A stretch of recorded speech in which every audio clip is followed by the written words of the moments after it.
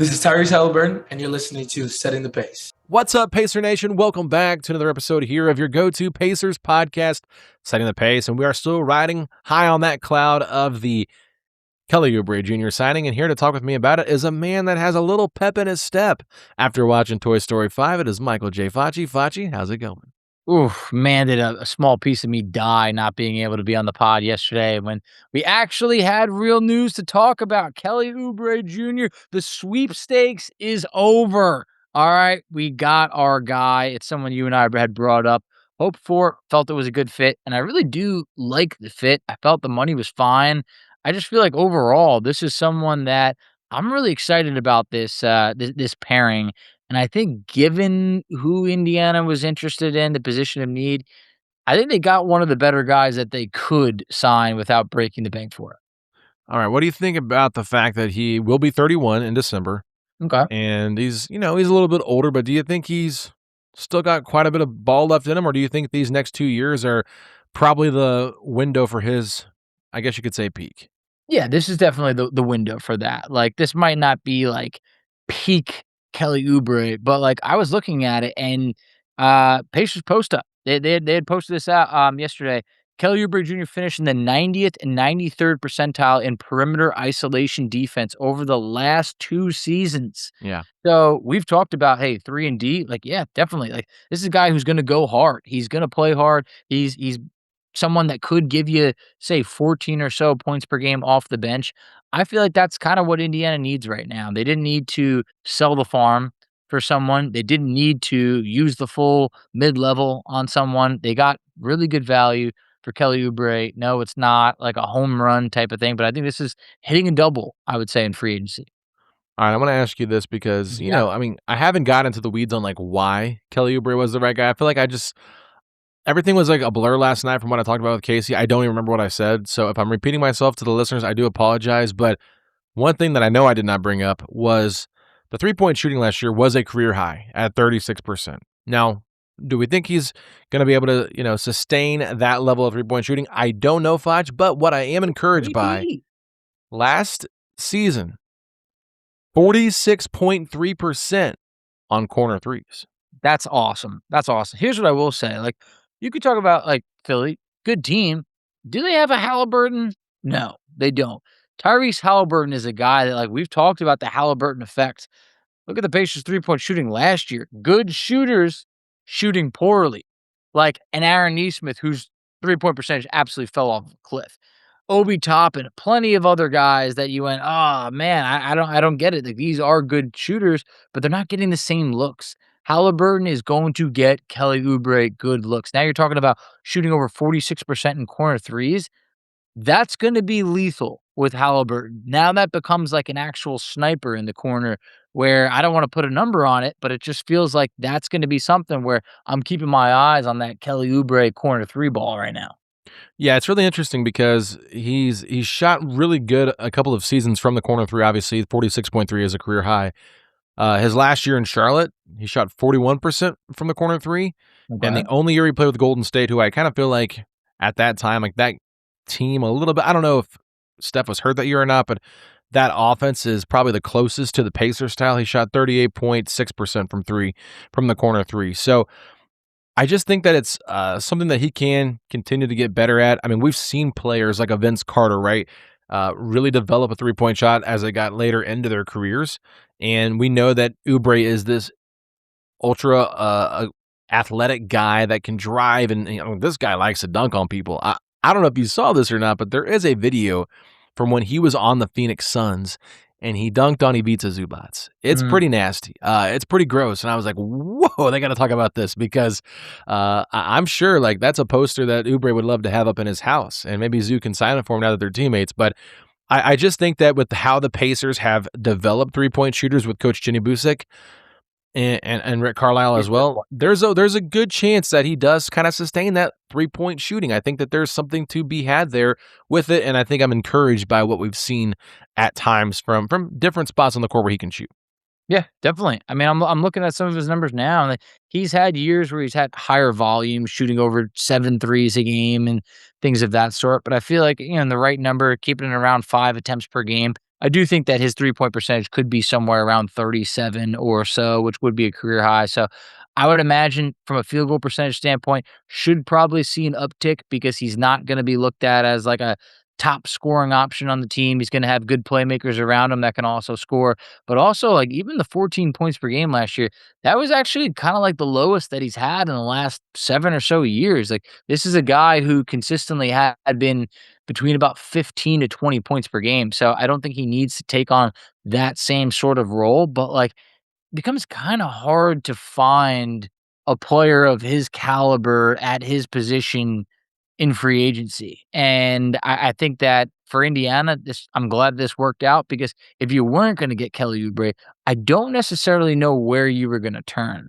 Like, sure, we know that like the Pacers have been linked to like Gary Trent Jr. Like, okay, sure. And Josh Okogie, to me, Okogie wouldn't be moving the needle as much as Kelly Oubre. Like, you're getting another dog defender to the point where, Aaron Nesmith, Nembhard, Oubre, like that's a good defensive, 3 players right there. And obviously the Pacers have some other players, Zubats and some more that could defend well. But I think this was definitely a position of need. Glad that we checked this off. The Pacers hopefully addressed their third string point guard already. Now it's kind of like, could you find somebody just to be a backup center that makes sense? You don't want to force it, but somebody that makes sense. Yeah. Just real quick on the Kelly Oubre front before I move forward and talk about other roster spots, because we're talking about Oubre. You talked about his defense, and you shared that graph, or you talked about that graphic that the guys from the Pacers post up shared. There was one area that was a bit concerning, and it was screen navigation with a big old F. It was actually an F, which was such an outlier compared to everything else. So kind of interesting. And it's back to who else is terrible at screen navigation?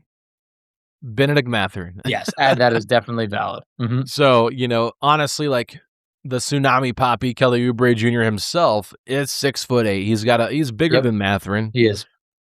I think is he more athletic than Ben? I don't know. That's a weird thing to say, because I never really feel like Ben was like as athletic as people acted like he was, because he never really like dunked on people. And like Kelly Oubre Jr. has got like that quick bounce where he can jump on guys. What I've really enjoyed is how many fans are saying that we have the best looking team in the league now with Kelly Oubre Jr. Like, did you see the video? Did you see one of those videos today where the female reporter was interviewing Kelly Oubre, and he like pulled his shirt up like halfway, and she's like licking her lips and like pulling her wedding ring up? I said, this is incredible stuff right here.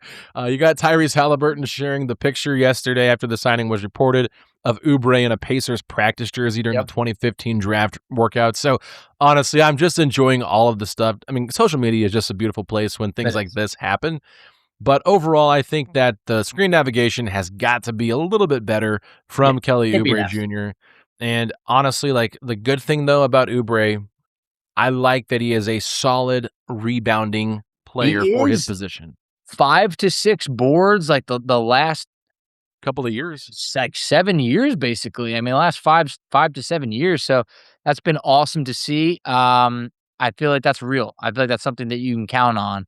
So if you can be counting on, say, 14-5, maybe shooting around 37% from 3, you're going to be a really good perimeter, defender. To me, that is something that Indiana really needed coming off the bench. And I feel like he's a good 6-man type of player. He's not trying to be something that he's not. Indiana's not trying to squeeze him into the starting lineup. The last handful of years, he started 40 or more games. That's not going to be the case, knock on wood, unless there's an injury. So I think he's stepping into a role that is probably more defined for him, and I think he'll thrive in that more defined type of space.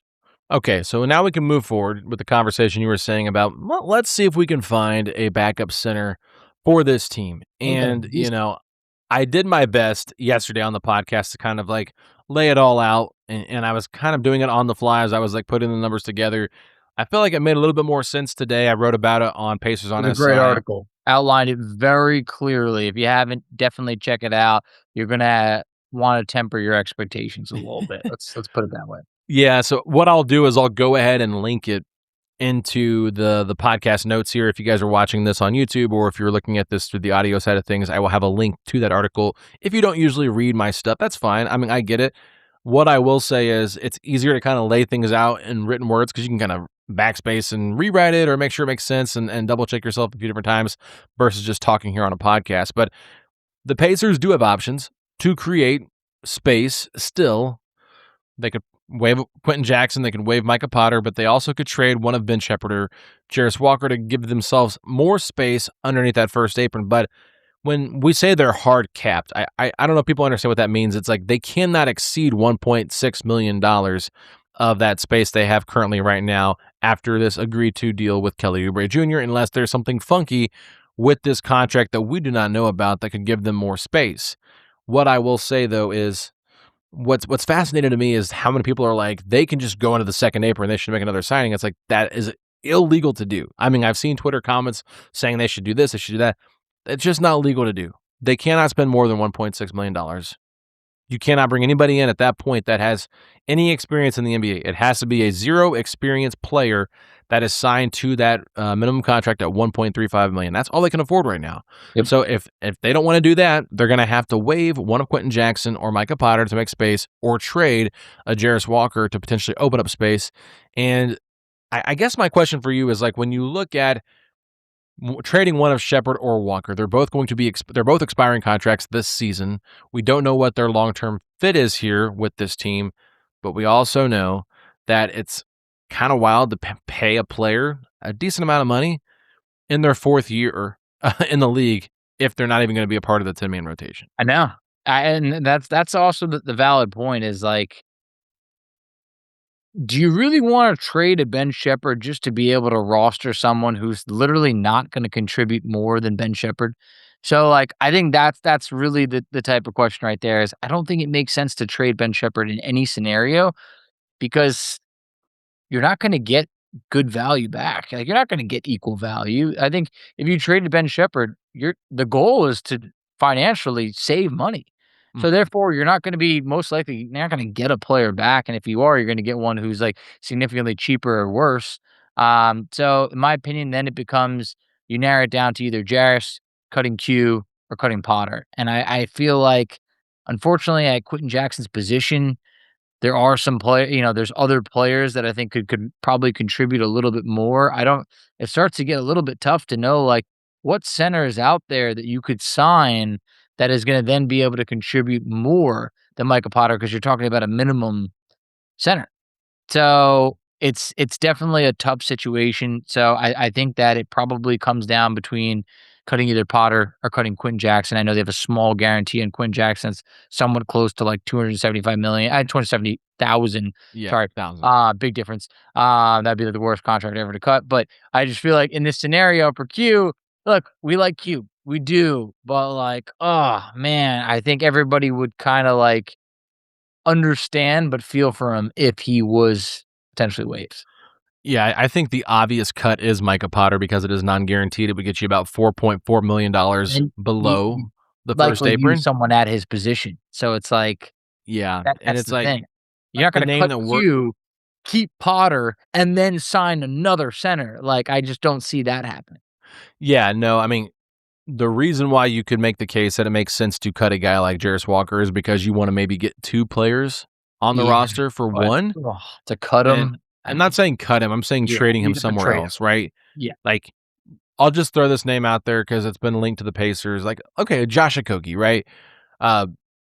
Houston Rocket, really good defender. Jarris is from Houston. You maybe could trade Jarris to the Rockets in a sign-in trade for Josh Okogie.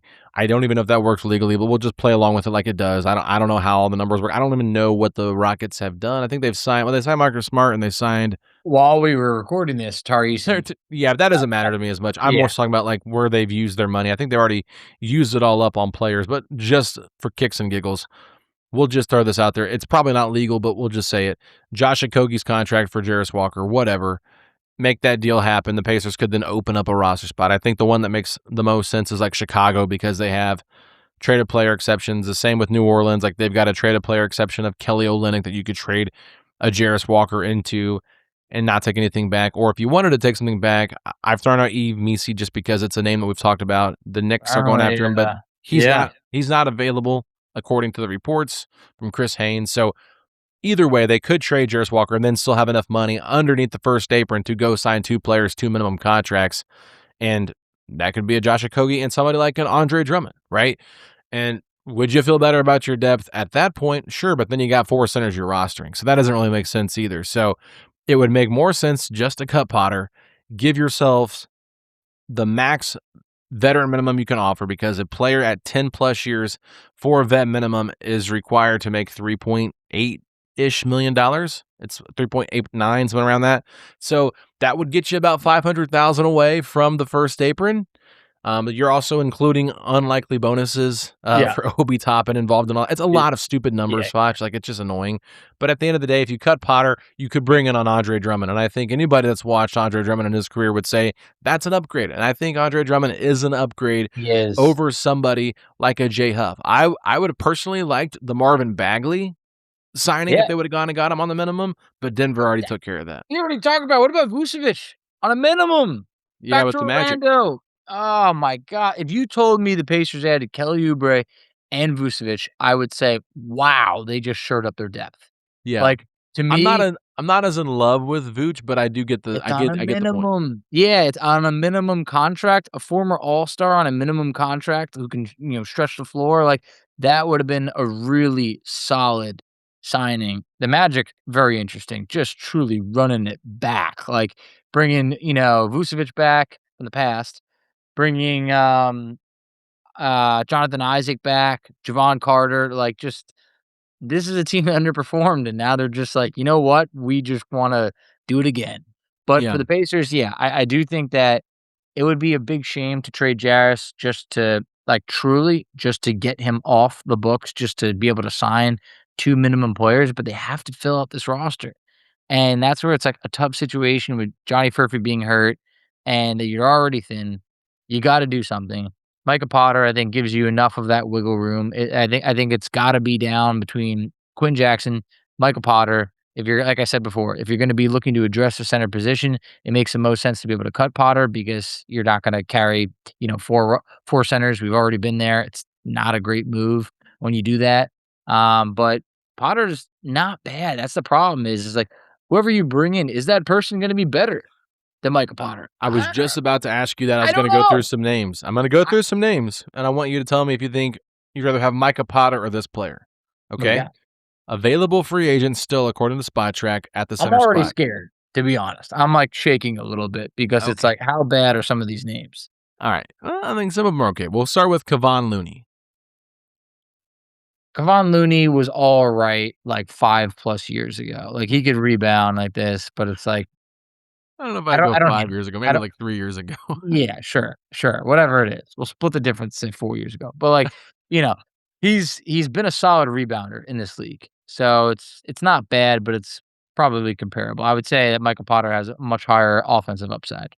Yeah, I would agree with that. Andre Drummond, we already talked about him. Absolutely. I'll sign on the dot right now. Like, Andre Drummond, to me, one of the best rebounders, and nobody can deny it. Okay, what about Nick Richards? There was a moment that I had interest a couple of years ago. I think that the ship's probably kind of sailed a bit, but a couple of years ago, that was someone I definitely remember bringing up on, like, trade conversations. Yeah, he's more defensive, athletic. Yeah, definitely. He's kind of like that Isaiah Jackson center, and I think they've had interest in him before. They either they have or I have, because I definitely remember being like, I think that there was a link that there might have been at one point a rumor that linked them together. But I think he's interesting. They're about the same age at 28. You're 28 and a half years old. They're around the same age, so could make some sense. Obviously, Jalen Duren is not going to be on this list because he's going to be a restricted free agent. Yeah, skip him. Now we'll go to somebody Rick Carlisle knows, Dwight Powell. You had interest in Dwight Powell in the past? Maybe a little bit, but I was more a Maxi Kleba guy. That's who I think I'm thinking about. Dwight Powell, no. I think Powell's just worse. Yeah.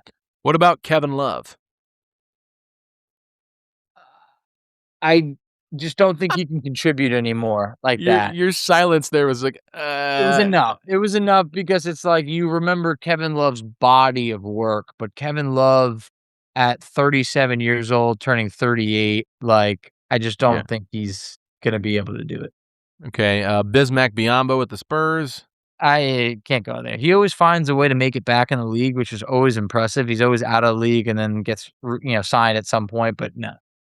Yeah, I would agree with that. I mean, most of the names are kind of in that same boat. I think the only one that is a little intriguing, he is a restricted free agent. I don't know what the Warriors are going to do, is Quenton Post. Quenton Post had some moments last year. He had some moments. I'm looking at it right now. About 8 points per game, 4 boards. Can shoot the 3 ball as a rookie, shot at about 41%. Last year, Yeah. definitely way worse, sub 34%. They're probably in the same type of category, I would think. Yeah, 26 years old is probably just a little bit more appealing if you're looking for someone on that, and only going to cost you the veteran minimum for a player that's making, or for 3 years, He's right? a 7-footer, so you definitely have size. It's hard because you could look at Micah Potter's stats and be like, "Whoa, what are you kidding me? This guy's awesome." But, like, it's definitely a little bit deceiving. Like, Potter averaged essentially 10 points per game, 5 boards, shot 51.5% from the field, 42.3% from 3, and we're like, you know, 38-year-old Kevin Love or him. Like, clearly Micah Potter can play, but the stats are definitely deceiving, and I feel like defensively, that's what a lot of it is not gonna show up in a box score. So, to me, out of that list that you mentioned, Andre Drummond is the guy that I would feel most comfortable with. Outside of that, I feel like it's kind of a little bit unreliable, and you would like to think that Micah Potter could continue to get better, but it's not as simple as that because, like, he's kind of the pathway to being able to get to that 14 players, at least on the roster. Yeah, I mean, at this point, you're just making a move to make a move in a sense, unless it's like really Exactly. Andre Drummond. So It's like it's not so much about, like, really even upgrading at that point. It's almost just like, how do we be able to free up a little bit of money to sign 2 players instead of being at 13, which I don't think you can even be at. You legally have to be at 14. yeah, you have to be at 14 Yeah. to enter the season, right? And Mhm. so if they were going to make a move, like, I'm just kind of going through, like, they could cut him and then make a trade for somebody making less. Somewhere, because they will have $4.4 million to Yeah. spend, so they could go out there and get somebody else on a cheaper deal, that has that Get ability, 2 like young Ryan minimum. Kalkbrenner potentially from Charlotte. I mean, I'm I not mean, saying he would be a available, but he is I their don't think backup he center. would, but I would be excited. I Yeah, would but be or excited. like, okay, like a Trace Jackson Davis, right? Somebody that's That would have been interesting. Once he picked up his option, the other day, I was like, "Ah, man, all right." Like, that kinda would have been fun. my boy Oso Iguodala would be somebody I would love I would if they could deploy go a out little and bit. get. Yeah. But no, I mean, just going through these names, like, they're similar types of player to Potter, so, like, you probably just ride it out with Potter unless there's somebody that makes a lot of sense. I know, and then that's the thing is that, like, I don't know, in terms of who's gonna produce more, Micah Potter probably does produce more than a lot of the players that you mentioned, and that's why think Q's roster spot also kinda has to be a little bit up for debate because I just feel like there's other players on the team that could fill those minutes, and, like, he did get rewarded with that standard contract, which he was absolutely deserving of, but we've also seen that those guys are also, like, fringe NBA guys, and I said last year, I stand by it, he was, like, the best player on a two-way contract. And he did play well. Like, this is another guy that averaged 9 points per game last year, shot 47% from the field, about 36% from 3, played well. Whenever he had an opportunity, he maximized it. But, like, pretty much like this is a game show, like, someone's gotta go. They gotta vote someone out, whether it's Survivor or Traders, like, someone needs I to be love it. voted out, you know? It's Yeah, gotta be I mean, someone. there's a reason why the Indiana Pacers, in my opinion, were linked to Thomas Bryant, right? Yeah. Before the Kelly Oubre signing, it was like the Pacers had significant interest in Cavaliers big man Thomas Bryant, but he verbally agreed to a deal to stay with the Cavs. To me, that was showing me something that they were really considering that. Another name that's a free agent, I believe, that we haven't touched on, but I think he might be out for a while, is Duop Reith, somebody that I've liked for a while. We've definitely discussed him, and, it was kinda weird the last few years that they were not interested in trading him, but I think that, we like his intangibles, what his skill set, things like that, but I feel like it's hard for this guy to see the court. No, I mean, I think that he's probably got more intrigue a little bit than than what I've seen from Potter, just because I think he can help on the defensive end a little bit more. But coming off a significant injury, I think that's what he got salary dumped to the Atlanta Hawks and then cut, I believe. So I don't know where he's going to be at overall, but yeah, I'm just rambling at this point. I think when we're going through the names, just like really like pulling at straws, trying to get something that makes sense. But there is enough wing depth, I think, that could help. But at the same time, like, what do you need? What are you going to do? Like, tell Gary Trent Jr., hey, come play for us, and then you're going to have Shepard and Walker in the third string unit? Like, is that what the Pacers really want to do? Is that what those guys really want? I don't know. I think that the center spot makes the most sense.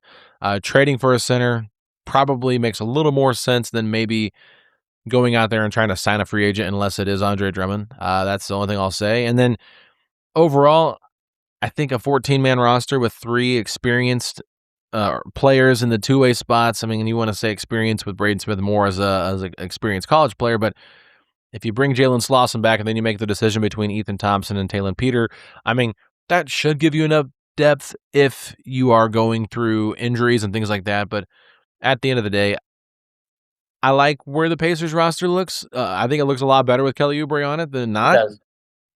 But again, when you're looking at playoff rotations, it's mostly like an 8-man rotation you look at. And so my last question for you as we wrap things up, how do you kind of see the bench minutes being distributed this season for this team? Who do you think logs the most minutes off the bench? And how do you kind of see the pecking order going for the bench players? I would like to think that Kelly Oubre like gets the respect of being like, a really solid bench, contributor. But obviously the Pacers, when they love their front seven, that you put Kelly Oubre in that, like, not to say like that core 8, but yeah, that 8-man rotation for sure. So between, him, Obi, McConnell, I think those guys definitely have that leg up where this once again makes things tougher for Jarris. Definitely makes things tougher. And that's why I just feel like when you make this type of signing, no, it's not like they invested big money, but I feel like this is another, hey, Jarris, you got even more competition, coming your way. So that's kind of the 8 that I see. And then I feel like then that makes things a lot tougher for Jarris. And I think he's kind of battling with Ben Shepherd, I think, at that point for those minutes is like the 9th guy in the rotation. Yeah, so what I'm trying to get at here, Foch, is like the first guy off the bench is probably Obi Toppin. Probably. Or Kelly Oubre. I think It's definitely between them. It's between them. You give Obi the nod because he's just been here a little bit longer and I think a little bit more experience. But like, McConnell's been in that same type of scenario, playing like that 16, 17 minutes per night type of situation. I don't know if he takes a little bit of a step back next year. I know they did a good job preserving him, but yeah, he's probably someone that's probably going to be playing more like 15 minutes a night next year. Yeah, that's kind of what I see. Is I think that I probably see a world where Kelly Oubre gets the most minutes off the bench.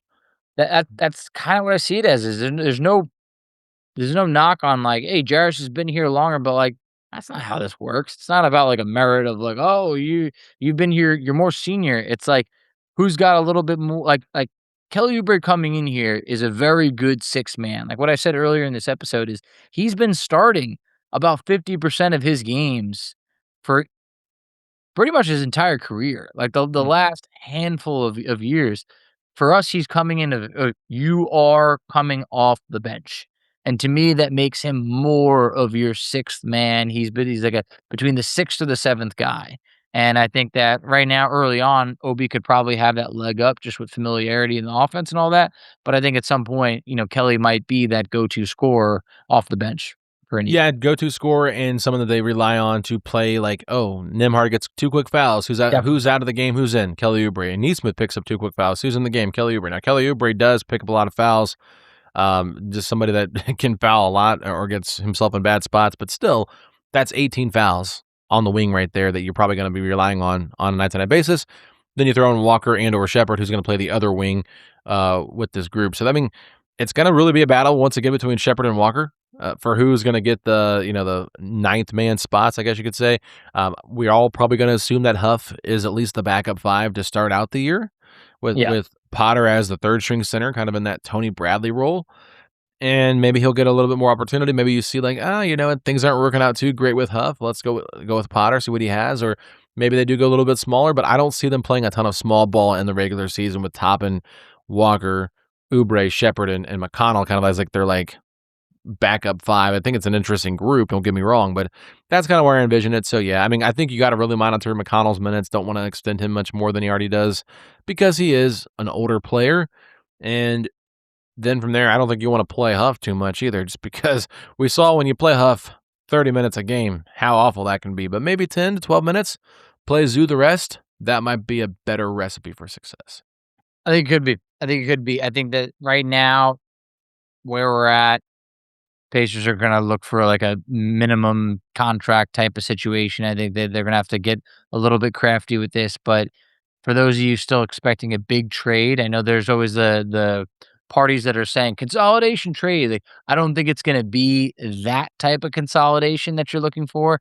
At the same point, I mean, even the Trey Murphy trade rumors have really died down. I've seen people with conspiracy theories trying to say like, oh, now, maybe, I don't know, maybe Boston now has even more assets to be able to make a run at them and absorb them into their, trade player exception. Like, I've seen all that, but I don't know what the Pelicans are doing. I don't know. It sounds like they need to make moves, but they are hesitant to deal players. I just think it for the Pacers right now, this was probably their big move. And you could say it's not the biggest move. I get that, but it was a move that like had to be done. I feel like if you struck out on Kelly Oubre, you were now at that point really lowering down to like a trying to hit a single, like a much lower tier type of like signing. And I think that if you looked at this from the standpoint of like pretend, Zubats happened in this offseason, if you had Zubats and Kelly Oubre, to me, that does make this team better. It does. Like, if it's Zubats and Kelly Oubre versus Mathurin and Keaton Wagler, I feel like Zubats and and Oubre are probably going to be giving you more in at least this year. No, I think it's interesting. That's a really interesting point, only because I wrote about that in my article. I said the contingency plan, right? From the Pacers standpoint, they might say our contingency plan is Braden Smith, right? Number one. Then you get Kelly Oubre Jr. in free agency, and you trade it for Ivica Zubats. Like, that was their contingency plan, as how they would sign off on it. And they could make another move. I mean, we've talked about it already. Like, there's a lot of different things they could do. I'm sitting here looking at some of these contracts, Facci, just to kind of think of like what other moves they could make. If you're looking at a Jarris Walker type of trade, like, could you trade Jarris Walker to the Mavericks for Derek Lively II, who's on an expiring deal I at mean, 7.239? I would do that. I would definitely do that. They just got Santi Aldama. Like, do they want another center? Like, I don't know what they're doing. They're changing their roster up. I have no idea what they're doing. But like somebody in like the Kenny Hustle contract, I think his contract could get. Did he get picked up?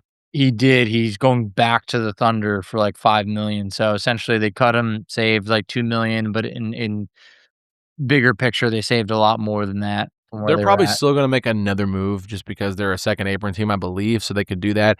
But I was just looking at names that could make sense for Jarris Walker in a trade. And so like I threw out the Rockets earlier, like Clint Capella. If they wanted a center like that, not saying that's the move I'm doing. I'm just throwing it out there as options. Yeah. It's just interesting. So we're probably gonna save some of this conversation for Monday and kind of get back into more of the weeds of what the Pacers could do. If we find out some more information of what they could do, kind of preview some Summer League stuff as well, things we want to see from Summer League, because we do have some players that I think we want to keep an eye on. We probably want to see the growth of Talon Peter and how Braden Smith looks and what Jalen Slauson looks like. And Gabe McLaughlin's another name that could make some sense. They gave him a two-way deal last year. Yep. So, and he's a guy that can spread the floor and play some small ball five, play some four. So who knows? But I think they like some of these players that they've got on their G League team and things like that. So we'll see. But overall, I'm really excited about what the Pacers have done. And I think that, that they are a significantly better team with Kelly Oubre Jr. But at the end of the day, I still think that they could add more depth to this team. One other name I'll throw at you. What do you got? DeAndre Ayton, what do you think? I mean, look, it's funny how like the bar just keeps going lower and lower. Like, he was never worth that money before, and then it's like you get him on a different contract now. It's like $8 million, and you're like 8.1. It would save the Pacers money. Yeah, I mean, if they traded Jarris for DeAndre Ayton, I would, and then you cut Micah Potter and bring in. I would do it. I would do it. That makes because sense to me. That would be a good it was move, but I never just worth don't think they'll do it. he was never worth $35 to $40 million. His heart was never, like, in it enough to be able to justify that, but, like, now you're talking about, like, where else can you find a center of his type of production for a guy who averaged 12.5 points per game, 8 boards, shot 67% from the field for $8 million in a move that saves you money, that allows you to sign someone else? Like, to me, that'd be pretty awesome. At one point, the man did very much wanna be here, and now He you're did. not even talking about as your starting center, you're talking about as your backup center. To me, I would love Zubac, Ayton, J. Huff. To me, That's that's a good. lot better. Yes, that's good. And he's an expiring contract, You got so nothing to lose. You got nothing to lose, and if it can't work out in Indiana, it can't work out. yeah, if he doesn't work out, you trade him at the deadline, you figure something out. I mean, you still have Jay Huff that you can play at the 5. I mean, it's not like you're losing out on everything. And then I just think that if you can cut Potter and maybe add in some more guard depth, whether it's a Kogi or whether it's a Gary Trent Jr. or whatever, that makes some Oh, sense. man, if you all of a sudden you're talking about adding an Ayton and Gary Trent Jr., in addition Pretty to enticing. Oubre, that is an off season. That is like, now this Pacers team has depth to it when they were looking skinny before. Yeah, absolutely, Facci. All right, well, we're going to leave that there with a little bit of a tease. Is there anything else you want to say about this move? I mean, I feel like No, I haven't got the big, I got the pep in the step. well, I mean, excitement. yesterday I was pepping and stepping, How man. were you? Show me what you felt like yesterday. Give me a I little bit of a I was reaction. I was hyped, man. I was yipping and yaying, and I really Yipping and was. Yipping and yaying, man. I was firing off tweets in all caps. I was telling my wife, I was telling people, Kelly Oubre says, "Hey." I was texting people like, "What?" I'm like, "He signed." Like, I was doing that. I was firing off those texts, just Oh, letting people know. I was chirping back at Knicks fans that had been chirping at me for months. Because it just felt like, to me, it was like, all right, this is the player that, when we knew of who Indiana was interested in, this is the guy that we had kind of locked in on. And, like, I had been tweeting out, all right, hey, nope, Philly just signed someone. Philly should be out of sweepstakes. Well, Lakers just signed someone. They should be out. And all of a sudden, it felt like it made a lot of sense to say, like, okay, we have to be the front runner for Kelly Oubre. I'm glad that they got it done when they got it done. If they waited any longer, I would have been getting nervous, because the East is getting real good. You can make an argument this might be the best the East has been in a very, very long time. And I mhm. know, like, sure, if our offseason, it's technically free agency, was like Kelly Oubre versus teams acquiring Giannis, Kawhi, Jaylen Brown, and others, yeah, maybe it might not, like, stack up that way, but this was a move, like, you need a guy to be able to defend some of those players that we just mentioned that are either entering the East or switching teams in the East. Yeah, and that's why I think just getting more defensive help would make sense. Like, that's Immediate. why I threw out Josh Okogie, because I'm just like, Hey, having him as like a yeah. third string defender, like if you guys have if we have injuries or if we need someone to kind of step in and just fill in a role, like you cannot have enough good defensive players in the team. And so that's why I like going that route versus, hey, let's have some okay guys on the roster. I mean, Jarris Walker is just a really, really poor defender. Unless he takes a drastic step, like Shepard at least gives you consistent Yes, defense, even totally. though I don't think he's a great defender. I think No, but still, he's he does solid. things He's well. Yeah. significantly better defensively than Jarris on the Yes. perimeter. So, just throwing that out there. But anyway, somebody you mentioned, Torian Prince. Like, if they could go get someone like I that, like, did. I did. And yeah. I just need him to sign somewhere just so I could Well, say, he's with "I the Bucks told still. you." He's still with Yeah, the yeah, Bucks. yeah, He but picked up his yeah, option, I that's think. true, that's true. He did. I don't know why. I thought he could have opted out of I that. told you he wasn't going to get much more on the open market. That's why he's going to Yeah, sign I back. mean, but even then, who wants to be with the Bucks? There's no Giannis. Like, it's like, at that point, like, get me out of here, you Money, know? money, money, money. Yeah, I guess. It's not even that much, though. It's like 3.9 or something, like, below No, 4. it's that minimum contract, but Yeah. it's one of those things where they'll probably trade him. I mean, they might even cut him. I mean, my God, they've got like so many players on their roster right now as currently constructed, and they're Yeah. talking about trading Kuzma and Hero and Turner. I mean, they've got so many more I moves to think they'd trade make. anybody if they could. I think that right now it's like, Gary Harris picked up his option. Like, what? I've never met a front office that has given out more player options to mid to bad players than the no Bucks. one's turning them down. Everyone's just like, "Yeah, Jericho nope." Sims got a player option, and That's Gary Harris did. insane. Insane. Jericho Sims, like, come on. player option. A player, how does that you should have gave the man a take it or leave it type of deal. Like this is what it is. I would You know? like Jericho Sims as a player for the Pacers over a Micah Potter with what the Pacers currently have, because I do like his athleticism and like bounce, but like, come on. Like, why are we giving scrubs, guys at the end of the bench and end of your third string player options? Like, that's how bad people are. Like, I'm looking at like his year in Milwaukee where he would have signed that. He averaged 2.4 points per game and about 5 boards. It's just like you're giving someone a player option on that. Like He made a basket a game and they said, I "Here's a know it's player." like, yo, we're gonna give you a player option, man. It's like at that point, it's like who else is knocking on the door for him at that point? So like, I just don't know how that's not like a club option, team option. Like it's crazy. It's nuts. It's some guys get great deals and others do not. Desperate times call for desperate measures, and that's how badly the Milwaukee Bucks felt like they needed a backup center. They had to Absolutely. and how bad they thought they needed a coach. They fired 2 of them to get the Doc Rivers. Plenty of them. Yep. So yeah, and this is where they're at between their waves and stretches. Dame and ponying up for Miles Turner and all the coaches in between and this and that. Like this team needs a lot.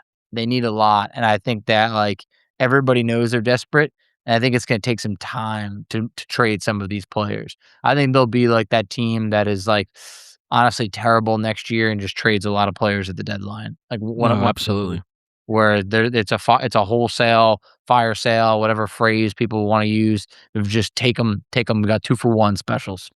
Yeah, please, if anything, to get them off our books. That's how they're going to be operating. And I mean, you can't blame them. That's where they're at. So, all right, everybody. Well, that's going to wrap it up for today's episode. Me and Facci, we love talking about this team and all the different things they could do and like all the other teams in the league and like how it impacts the Pacers. So, sure, we will definitely dive in, I think, next week on how some of the East is shaping up, because there's probably going to be more moves. I think you're going to see more additions specifically to the Miami Heat roster because they've got a lot of holes over there. We've talked about all the Bucks moves they've got to make, and everything becomes official July 6th. So we'll know on Monday probably, right? Like a lot of this stuff is going to be coming true. So that'll give us a better idea. Other than that, hope all of our listeners have a great 4th of July weekend, Facci. You a big firework guy or no? I used to be, and when you got small kids, then like last night people were lighting off fireworks and like we're like, how dare they? What's going on? You start to look at things a little bit differently. So I've kind of in the back of my head been like, it's probably going to be something that's going to wake my kids up. But we did purchase fireworks, so I will be guilty. So I'll be lighting them off myself. Just hopefully people in the neighborhood don't light them off too late. But that's just the old man in me. Hey, it wouldn't be a Set in the Pace episode if Facci didn't refer to himself as an old man. So that is a good way. That is a good way to wish all of our lovely listeners a happy 4th of July. Is Joey Chestnut doing the hot dog eating contest this year? It better be. I mean, what's July 4th without it? I know there was that I one. haven't heard anything about it. I haven't heard anything about it. I know 2 years ago he didn't, and they were like, "Oh yeah, he's gonna do something later on like Netflix." It's like that's not the same. Like you want it on looking July up right 4th. now. He is the favorite for he will seek his 18th title at the 2026 Nathan's Famous 4th of July Hot Dog Eating Contest, Saturday, July 4th, 2026.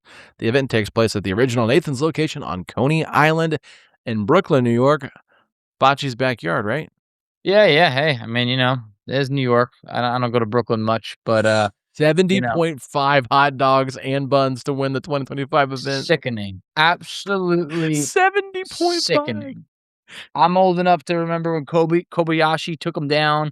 I remember that. That was like almost 20 years ago. I mean, it's crazy how time flies like that. But I watched the hot dog eating contest the last few years, and like nobody is even remotely on his level. Like that guy is like the Shohei Ohtani of hot dog eating. Like it's just like there's him and everybody else. So. Yeah, Kobayashi is kind of like Aaron Judge, right? Like, yeah. Not as good as Shohei, but pretty close. I guess, it's like, yeah, he's good, but it's just like when you see him doing what he does, that man like doesn't even breathe. He just scarfs him down, and it's like that is definitely a skill. It's an odd skill. How many hot dogs could you eat in 10 minutes? Not much at all. And honestly, a couple of years ago, we did this whole thing. My friend was, I could do that. Give him 30 minutes. 4 hot dogs and he threw up. It was 4 embarrassing. hot dogs? 4 hot dogs and he threw up. In 30 never let minutes? him That's forget it. nothing. Never let him forget it. That's So weak. I know. Like And my then, son, who's 1.5, could eat 4 hot dogs in 30 minutes.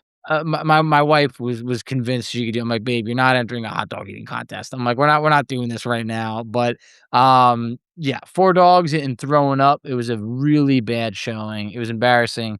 I don't know how many I could do. I'm not the biggest hot dog guy, to be honest. So I think once I got to like 3 or 4, it's not to say that I'd be puking like my friend, but I would probably just not want to continue moving forward. Yeah, no, I think that it makes sense. I mean, I don't know how many I could eat. I had 2 the other day at a 4th of July party, but like these are like small little hot dogs. So honestly, like the bun and the ketchup and the mustard is like what gets me excited. A hot dog by itself is pretty gross. Like That's where I'm at. Like dogs without ketchup and other stuff like that. To me, that's I don't know. It's just not like too appetizing, I would say. yeah, for sure. All right. Well, anyway, Facci, we're rambling. Let's just get off here. Let's boogie on out of here. All right. Enjoy your hot dogs, people. Enjoy your 4th of July. Watch it on ABC at 12:30, I believe it is. They're going to play it on ESPN2, ABC as well. So if you want to watch Joey Chestnut do Joey Chestnut things, that'd be great. But if you want to be listening for podcasts that have a ton of Pacers information, come to the right place. Setting the Pace, your go-to Pacers podcast. So with that being said, Facci, if you're so glad that Indiana didn't just sit pat and they signed a player that's going to help them in Kelly Oubre Jr., hit me with those 3 words. Let's go Pacers.